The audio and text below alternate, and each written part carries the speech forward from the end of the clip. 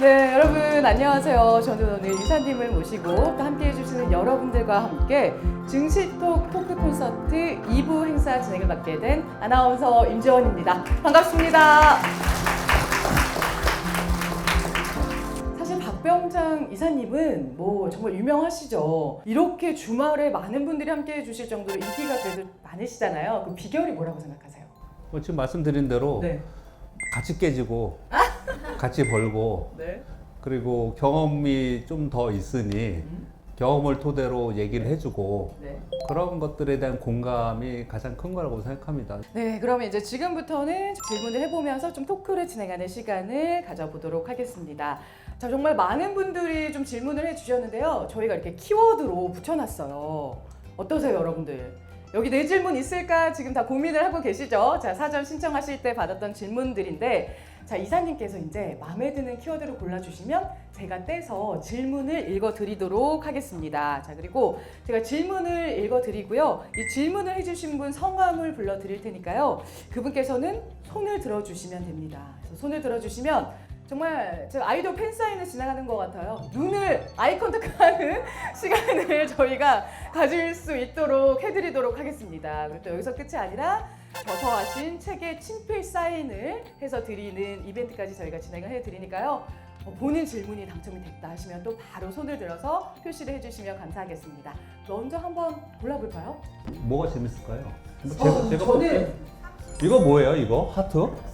하트 이거 제가 이렇게 유도하려고 해다 역시 센스가 방송쟁이셔.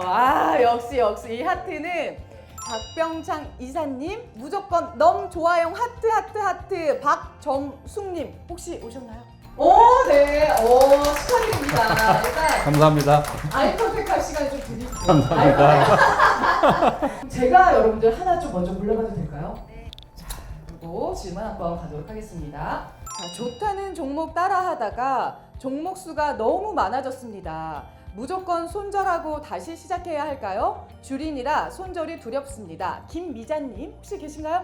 네, 축하드립니다. 일단 아이 컨택 먼저 한번 갈게요. 감사합니다. 네. 우리 방송 꽤 들으셨죠? 근데 주문 이렇게 또 주셨어요? 그 참새잡이 얘기하고 드레스 가게 얘기 맨날 하고 그러잖아요. 근데 이론은 알겠는데 근데 손절하지 못한다라는 건데요. 뭐 늘 말씀드렸습니다. 금액에 상관없이 5종목 이내로. 근데 10종목이 넘어선다라고 하면은 저는 일단은 정리를 해야 된다고 생각을 합니다. 어떻게 정리하면 쉽냐면요. 1억이 기준이에요. 근데 종목들 보면은 처음에 한 2천만 원 샀는데 지금 왕창 빠져가지고 300만 원 남았어. 뭐 이런 거 있어요. 내가 보면은 그런 종목 가지고 계시는 분들이 있거든요. 그 300만 원이 다시 더블이 나도 600만 원이잖아요. 그건 올라도 도움이 안 돼요. 더 올라간다 안 올라간다 상관없이 그냥 다 쳐내도 저는 된다고 생각합니다. 가지치기. 그러니까 금액을 너무 작게 종목을 많이 가져가는 거는 그렇게 좋지 않다라고 생각을 합니다. 그건 이제 그걸 표현을 이렇게 얘기를 하죠. 계란을 한 바구니에 담지 말라라고 얘기하는 것은 종목을 모르는 것에 대한 무지의 변명이다 이렇게 얘기를 합니다. 계란을 한 바구니에 담지 말라라고 하는 말은 틀린 말이다. 계란을 바구니에 담을 때 좋은 계란을 담는 게 중요하다. 자, 그럼 이제 또 다음 질문으로 한번 키워드로 넘어가 볼게요. 하루 일과? 질문이 두 가지가 있습니다. 자, 첫 번째. 자, 매일 아침 뉴스를 보실 때 어떤 기준으로 보시는지요? 자, 그리고 첫 번째 질문 가고 그다음에 두 번째 질문 갈까요? 환율과 네. 금리가 어떻게 움직이는지 본다고 말씀드렸잖아요. 그러니까 저는 방송을 해야 되니까 이슈가 없으면 방송하는 사람들 굉장히 힘듭니다. 당장 오늘 주가가 어떻게 움직이느냐 이런 데에 관심이 굉장히 많으셔서 그런 뉴스를 많이 찾으려고 해요. 일단은 환율과 금리를 움직일 수 있는 그런 변화가 생겼느냐 그 뉴스를 가장 먼저 보고 눈 뜨면 당연히 저도 그냥 지수부터 봐요. 근데 지수가 완전 급등했거나 완전 급락했거나 그러면은 자다가도 벌떡 일어나서 봐야죠. 매일 제가 5시에 일어나서 회사에 6시 정도에 오거든요. 6시 좀 안 돼서도 오고 그러는데 그러면은 그 3% 온 거는 7시 20분 정도까지 줘요. 그 사이에 1시간에 봐야 되는 거거든요. 지금 시장에서 사람들은 이걸 궁금해하거나 이게 중요하다. 그런 것들을 좀 찝어내서 그거를 빨리 타이핑하는 편이고 타이핑은 제가 굉장히 빠른 편이라서 아침에 좀 할 수 있는 거거든요. 어제 말씀드렸다시피 그러다가 가끔 오타가 나는데 그 오타에 또 뭐라고 하면 마음이 좀 상하기는 하지만 누가 지적하셨어요? 그러지 마세요. 바쁘면 그럴 수도 있잖아요, 그죠? 여기 계신 분들은 아니실 것 같고요. 그러니까 그쵸, 아니죠. 바쁘셨는데. 제가 쿼드러플 A형이라서요. 자, 그럼 두 번째 질문이에요. 자, 혹시 하루 루틴이 어떻게 되시는지요? 개인 일정 말고 업무 관련해서요. 오후에 끝나기 전에 매매하기 전에는 네. 그럴 때는 또뭐 책을 보거나 자료 준비를 해요. 내일 방송에 이분들께 뭘 전해드리고 지금 이슈는 뭐고 그리고 오늘 시장을 좀 이렇게 보는 거잖아요. 그래서 어쩔 때 좀 힘드냐면은 근데 시청자분들이 대단하신 게요. 네. 그날 오후에 제가 외부 방송이 있어서 오후 장을 못 보고 다음 방송을 하잖아요. 그러면 여지없이 댓글에 별로 안 좋은 얘기들이 많이 올라와요. 좀 뭔가 그래서 매일을 가져왔어요. 그쵸. 예. 조심해야 됩니다. 진짜 맞아요. 열심히 해야 돼요. 끝나고 나면은 개인 일정. 예. 뭐 거의 24시간이 아니라 하루를 뭐 거의 48시간으로 쓰는 것 같은 느낌으로 정말 열심히 지내고 계신 것 같아요. 자, 그래서 지금 질문해 주신 분은 김동희님이신데 혹시 계실까요? 손을 들어서 네, 또 아이 컨택 잠깐 그래도 하시고 네, 나가실 때 또 저희 친필 사인 저서 받아가시면 되겠습니다. 자, 그럼 또 계속해서 다음 키워드 한번 가볼까요? 그럼 이번에는 좀 제가 하나 추천해도 될까요? 자, 손실본 이후의 멘탈 관리 방법에 대해서 알고 싶어요. 박종범님 어디 계신가요? 네, 감사합니다. 축하드립니다. 네. 네. 아까도 말씀드렸지만 외환위기도 겪었고요. 특히 리먼 때는 지점장이면서 리먼을 겪었어요. 예전부터 어려울 때 어떻게 했냐면 남의 삶 엿보기. 남의 삶을 어디서 엿볼 수 있냐면 그냥 책을 보든지 아니면 영화를 보든지 그러니까 다른 사람들의 생을 보는 거예요. 뭐 구체적으로 좀 말씀드리면 리먼 때 무지 힘들었습니다. 리먼 때는 지금보다 훨씬 운영 자금이 컸고요. 기업 제 운영 자금도 있고 그랬어요. 그래서 훨씬 큰 돈으로 했는데 그냥 한 방에 빠졌기 때문에 손실도 굉장히 컸었고요. 홍콩 느와르 영화를 많이 봤어요. 가서 홍콩 우리 제가 있던 지점 앞에 DVD 방이 있었습니다. 예전에 DVD 방 유행했잖아요. 거기서 이제 느와르 영화를 보면 홍콩 느와르 영화의 주제는 대부분 그런 겁니다. 삶에 죽고 의에 죽고 효에 죽고 이런 거예요. 그걸 쫙 보고 나면은 끝나고 딱 보면은 이렇게 사는데 사람들은 이렇게 살고 인생이 이런데 돈 때문에 내가 뭐 이렇게 생각이 드는 거예요. 그러면 또 일단 차분해서요. 그리고 나서 와서 계좌 보거나 다음날 되면 또 걱정해요, 물론. 또 걱정해요. 그럼 분석은 해야 되는 거니까요. 이거 어떻게 대응할지. 근데 그 순간에 그걸 하고자 계속해서 내가 생각한다고 결론 나올까? 저는 그렇게 생각하지 않아서 저는 회피를 좀 많이 하는 편이고요. 그리고 힘든 경험을 했기 때문에 이런 말씀을 드릴 수 있습니다. 구덩이에서 스스로 나오려고 혼자서 하면 그 구덩이가 깊어질 뿐입니다. 어떻게 해야 되냐면 누군가 밧줄을 내려주거나 누군가 손을 잡아줘서 그 구덩이에서 나와야지 스스로 나오는 것 정말 어려워요. 정말 어렵습니다. 다른 대안을 찾거나 다른 방법을 찾거나 다른 어떤 조언의 길을 찾아서 이걸 극복해야지 그 안에 매몰되어서 극복하는 건 굉장히 어려웠던 것 같다라는 생각이 듭니다. 자, 그러면 다음 질문은 제가 한번 해보도록 하겠습니다. 개인기? 개인기 어디 있어요? 개인기? 어떻게 이사님 마음속으로 지금 좀 준비하세요. 개인기 혹시 잘하는 게 없는데 시킬 수도 있잖아요. 혹시. 잘하거나 그런 건 없는데 노래 한번 할까요? 좋아요. 보랏빛 엽서에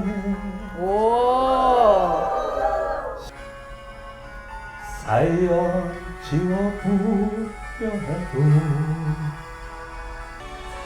당신의 생각에 여기까지 할까요?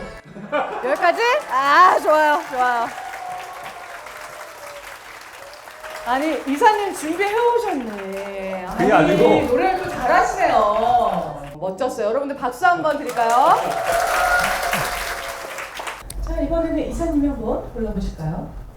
이거는 아까 얘기해서 박병창 최대 손실? 오랜 세월 동안 투자하시면서 이사님께서 최대 손실을 보셨던 적이 어느 정도셨는지, 혹시 그 시기를 어떻게 보내셨는지 궁금합니다. 이승현님 계실까요? 네, 축하드립니다. 감사합니다. 외환위기를 겪었습니다. 그럼 뭐 얼마나 어떠했는지는 뻔합니다. 그때는 다 똑같아요.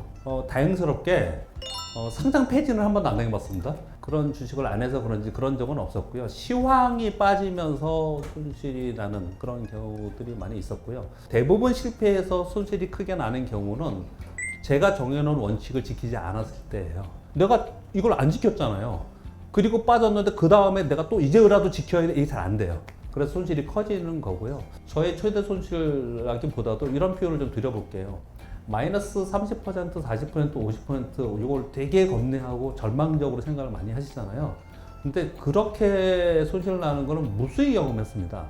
그거는 언제든지 극복해요. 아까 말씀드렸듯이 한 번의 기회거든요. 주식 투자는. 그런 기회는 올 수 있습니다. 어느 누구에게나 올 수 있습니다. 그것이 내가 뛰어나서 그걸 잡을 수 있고 엄청난 정보가 있어서 잡을 수 있는 게 아니고 제가 제 고객분들한테 오시면 그렇게 얘기를 하거든요.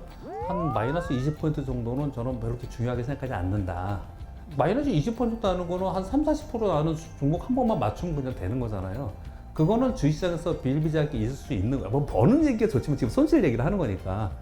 그 정도는 내가 언제든지 할 수 있다라는 자기 신뢰를 갖고 그 손실에 대한 두려움을 자꾸 갖는 거는 좋지 않다라고 저는 생각을 합니다. 그건 언제든지 돼요. 자, 그럼 다음 키워드 한번 이사님 가볼까요? 네. 직장인으로 매번 주식 투자를 할 수는 없고 다른 방안이 있는지 직장인이 투자하기에 좋은 방법이 궁금합니다. 박계승, 임효영님 오셨나요? 아, 네, 축하드립니다. 감사합니다. 네. 개인 투자자가 돈을 벌 수 있는 방법, 직장을 다니면서 할 수 있는 방법은 전 극단적으로 양쪽에 하나를 선택해야 된다고 생각해요. 하나는 체리피킹만 해야 된다. 진짜 단기거래만 그냥 해야 된다. 그러면 우리 단기거래적으로 만들어가려고 그러는 거냐? 그런 거 아니고요. 기회가 되면 단기거래를 하는 거예요.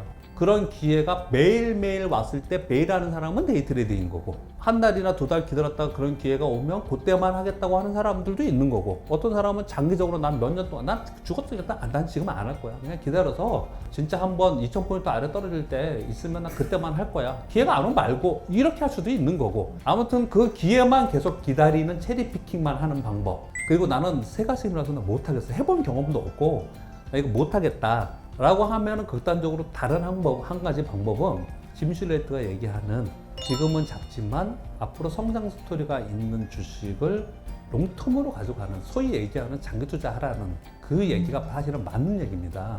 그래서 종목을 많이 봐야 돼요. 그런 기업들에 꾸준히 장기 투자하면 그렇게 해서 한 번이라도 내가 한 3배, 5배 수익을 한번 내본 경험이 있잖아요. 그러면 그분은 그 맛을 알아요. 이 중독이 있잖아요. 그래서 그 다음에 내가 1000만 원 했는데 5천만 원이 됐어. 시간이 많이 걸리더라도 난 다음에 이렇게 해야지 해서 그걸 또 한번 성공시키고 그렇게 몇 번 성공해서 큰 돈이 되는 거거든요. 근데 극단적으로 체리피킹을 하느냐 중소형주 성장주를 장기 투자하느냐 이 방법이 사실은 가장 좋다고 생각합니다. 그런데 일반적인 투자자분들이 어떻게 하냐면 펀드 매니저처럼 투자를 하는 거예요.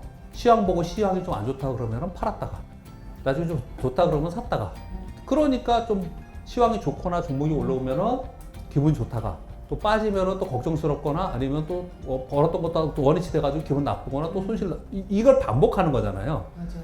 그러니까 내가 어떻게 할 건지를 정해야 되는데 저는 제가 볼 때는 양극단이 훨씬 더 좋더라. 개인 투자자는 중소형주가 수익률을 높일 수 있지만 큰 투자금을 넣기엔 리스크를 느껴 소규모 투자를 하고 대형주는 상대적으로 투자금을 높이기에 안정감은 있지만 기대 수익률 확대에 지치는 경우가 많은데요. 자산 30억 달성이 목표라고 했을 때 이사님이 개인 투자자였다면 어떤 선택을 하실지요? 인사이트님 계신가요? 네, 축하드립니다. 예, 감사합니다. 질문 많이 주시는 분이에요. 그래요? 엄청 질문 많이 주셔가지고 오. 30억 얘기를 제가 강연회 때 몇 번 드린 적이 있었어요. 나 심플하게 인컴이 없이 그 당시 50억 꽤 큰 돈이잖아요. 인컴이 없이 50억을 40대 갖고 있는 거랑 내가 그 돈이 없다 하더라도 내가 60살까지 40에서 60살까지 내가 월급쟁이로 살고 있는 돈을 봤을 때 그 가치는 훨씬 크다라는 거예요. 실제로 생각을 해봐도 연봉 그쵸. 1억이면 20년이면 20억에 그렇죠. 거기에 뭐라 그래 복지 이런 거 다 따져 보면은 그렇죠. 그리고 인컴이 있으니까 뭐 다른 것도 할 수도 있는 거잖아요. 그쵸.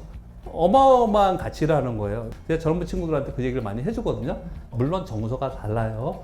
그래서 빨리 돈 벌어서 그만두고 뭐 자기 일 하고 싶다 이런 얘기를 하는데 저는 이런 업계의 선배로서 또는 인생의 그 사람 젊은 친구들보다 선배로서 그렇게 가진 거는 저는 좀 잘못된 생각이라고 생각을 합니다. 개인적인 생각입니다. 순전히. 왜냐하면 우리가 살면서 우리의 행복이 돈만 가지고 행복한 건 아니거든요. 일을 함으로써의 자부심, 일을 함으로써의 가치 이런 것들이 있는 거거든요. 그 돈이 있다 하더라도 나와서 방송도 하고 이런 얘기를 하는 사람들도 좀 많이 있단 말이에요. 그 사람들이 돈이 없어서 그렇게 하는 건 아니에요. 그 일이 재밌고 하니까 하는 거라고요. 이 일이 재밌고 하면서 원론적인 얘기지만 그러면서 그 과정에 가서 그 돈을 버는 거잖아요. 요 얘기를 꼭 하고 싶고요. 그래 거기서 꼭 제가 얘기하는 젊은 친구들이 하는 얘기는 뭐냐면 지금 나이 뭐가 돼요? 저는 젊은 친구 아니에요. 50에서 60살까지 10년 동안 30억 모으기 하는 사람이랑 40에서 20년 동안 30억 모으기 하는 사람이랑 30에서 60까지 30년 동안 30억 모으기 하는 사람이랑 비교해 봤을 때 여기에 인플레이션 이런 거 다 빼고 생각해 봤을 때 젊을수록 무조건 유리한 거예요. 빨리 벌고 싶어 해서 안 되는 거예요. 빨리 그걸 끝내고 싶어서 안 되는 거라고 생각하거든요. 그 시간이 돈이라고 생각하고 천천히 그 플랜을 가져가면은 충분히 된다고 생각하고 그 플랜에서 인플레이션 해지해가면서 돈을 벌 수 있는 데가 어딨냐? 주식시장이 가장 좋다라는 거예요. 꾸준히 재테크를 했을 때 훨씬 더 높은 수익률과 그리고 훨씬 더 성공 확률이 높았었던 데는 주식시장이 있었거든요. 여러분들이 알고 계시는 주식들 아무거나 불과 3년 전하고 지금하고 비교해 보세요. 거의 우리 상장 주식의 반 이상은 그때보다 지금 어마어마하게 떠 있습니다. 근데 생각해보면 그런 생각 안 드세요? 이렇게 주식이 떴는데 나는 왜 맨날 깨지고 있지? 그런 생각이 드는 거잖아요. 근데 우리가 주식 시장을 바라보는 접근하는 방법이 재테크의 방법이 잘못됐기 때문에 그렇다고 생각이 들어요. 그걸 내가 지금 나이 먹어서 난 지금 돈이 별로 없어서 난 늦었어 이렇게 생각하지 말고 오늘부터 한다고 해도 충분히 늦지 않다고 저는 생각을 합니다. 이렇게 해서 오늘 시청자분들과 박병찬 이사님을 이렇게 모시고 직접 한 자리에 모여서 토크 콘서트를 진행을 했는데요. 저는 지금까지 진행의 아나운서 임지연이었습니다. 고맙습니다.